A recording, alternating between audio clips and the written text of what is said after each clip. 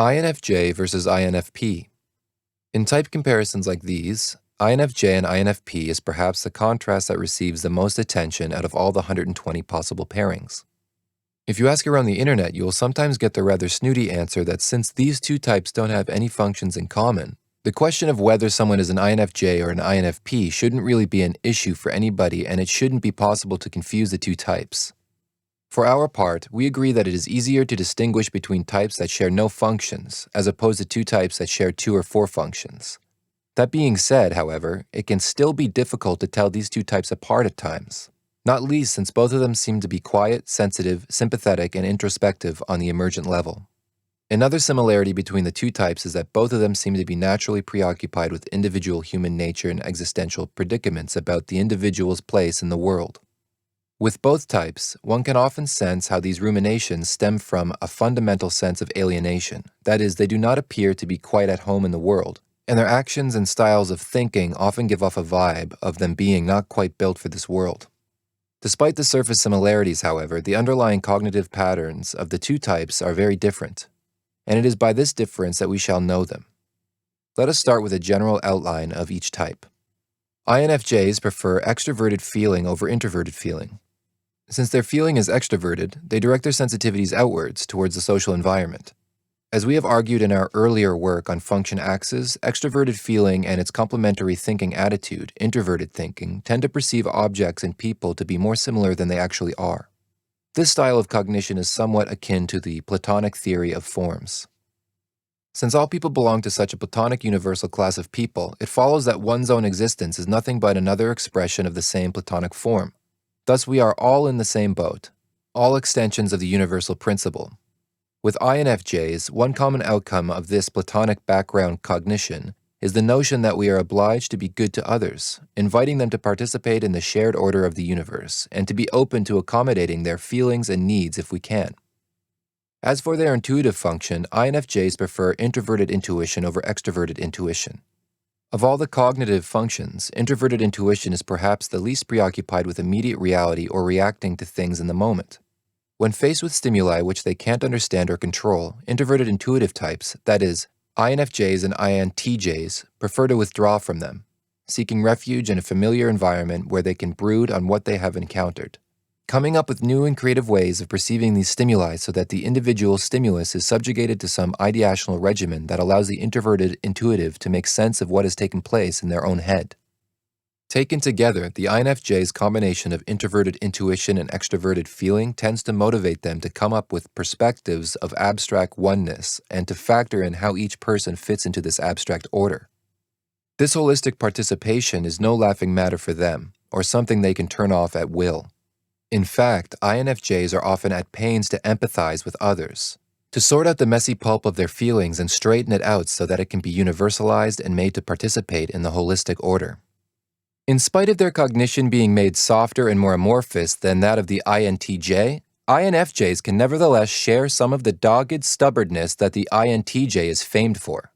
This stubbornness is simply the cost of doing business under the auspice of introverted intuition, which, as mentioned, is solipsistic and must be free to deal with external occurrences at its own pace. On the face of things, the stubbornness of INFJs may sometimes cause them to be mistaken for INFP types, but as we shall see, the cognition behind the obstinacy is really quite different in nature. We will now move to a general outline of the INFP. INFPs prefer introverted feeling over extroverted feeling. Where extroverted feeling is attuned to the values of the social environment, introverted feeling is attuned to the values that are peculiar to the individual's own consciousness. Consequently, INFPs follow their personal sympathies and values to a far greater extent. Therefore, INFPs are more exclusive, idiosyncratic, and personal, where INFJs are more inclusive, universal, and rational. While the INFJ is prone to see objects and persons as expressions of some ethereal universal, INFPs are more inclined to see the same objects and persons as individual and distinct. Far from being variations on some greater universal, they are profoundly particular and unique. Consequently, people's emotions don't need to be straightened out in order to be rationalized and universally accessible. Their emotions are their own. The quest of the individual is not to go higher into some supercelestial interrelatedness, but deeper into their own selfhood, exploring and manifesting their own values and passions in depth. In other words, if INFJs think like Plato, INFPs think like Kierkegaard.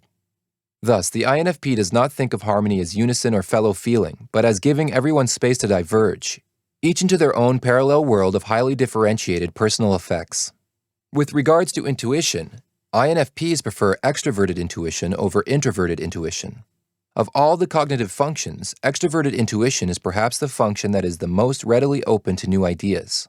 Where the intuitive perspectives of introverted intuition are thought up in solitude, representing the INFJ's personal need to bring external stimuli under some common ideational heading, the impetus for the perspectives generated by extroverted intuition is often nothing more than a new idea or perspective in itself.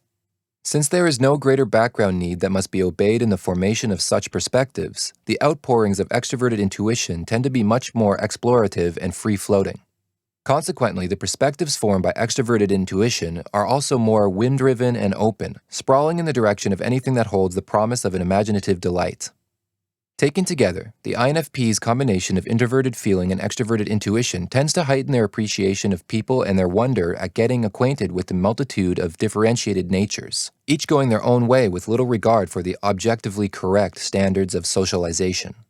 On the face of things, the INFP's receptivity towards the internal states, perceptions, and opinions of others may sometimes cause them to be mistaken for INFJ types. But as we have seen, the nature of their interest in others is really quite different. We will now drill down to explore more of these differences. As we have already touched upon, INFJs tend to develop grand holistic views of the world. These views are structured in terms of what is harmonious and shared and tend to have a transcendental or meta-empirical bent. INFPs, by contrast, are more inclined to develop perspectives that go deeper into the individual personality and selfhood of each person they acquaint themselves with, as well as to differentiate their own perspectives and values to a greater degree than INFJs. One might say that the INFJ's perspective is an amalgamation of individual and specific human values, plus the universal, where the INFP's perspective is dedicated exclusively to the exploration of individual human values. Only the INFP's perspective will thus be able to say that it has as its end the development and fleshing out of a uniquely particular and individual human being, a self that stands separately from the rest of humanity and the cosmos. Thus, having the particular as its aim and not the universal, one can often see INFPs champion a certain relativism and fondness for the marginalized perspectives that would otherwise not be given voice. Now, even the use of the term relativism implies some introverted thinking bias in the way we describe INFPs. Since the INFP's inferior function is extroverted thinking, with it being repressed from consciousness, it doesn't necessarily matter to INFPs how each of the unique and particular perspectives they develop will all fit together. As Kierkegaard has said, there is an irreducible difference between individuals in the world, which it would be foolish, and perhaps even oppressive, to try to breach. To INFPs, the best one can do is to take a stand for the basic human decency of each individual's perspectives, to ensure they may be heard. Thus, INFPs are better suited to take stock of each specific human being and to capture what defines them as an individual. All in all, while it is sometimes said that the INFJ is the ideal psychologist type, and there is indeed some truth to that, it would perhaps be more accurate to say that the INFJ is better suited to counsel people directly, while the INFP is better suited to sit back and take stock of what makes each person unique. We have already said that neither INFJs nor INFPs tend to be particularly at home in the world. We will end this piece by contrasting how their otherworldliness comes out. INFJs have dominant introverted intuition and inferior extroverted sensation. Such a function arrangement may be likened to someone attempting to get a bird's-eye view of the cosmos, seeing things from above in order to capture the whole of the world. They see how forests are formed, how rivers bend, and all sorts of other patterns for how entities interact and how each has a part to play in the whole. But they can only see each object from afar. In spite of their clear view of the whole, they will not have a very good vision of specific objects on the ground. All too easily, they will glaze over them. INFPs, by contrast, have dominant introverted feeling and inferior extroverted thinking. With them, they are not so much taking a bird's-eye view of the whole from afar. Rather, with their repository of subjectively developed sentiments and ideals, they seem structurally maladjusted to the world as it exists with the many harsh logical trade-offs and lesser of two evils rationales that often seem necessary to navigate it. One could say that where INFJs have idealistic perceptions, INFPs are themselves idealistic with all their personhood and being. If the INFJ is someone who hovers above reality, trying to get a bird's-eye view of it, the otherworldliness of the INFP is instead like someone traversing the world with invisible psychic walls up around them.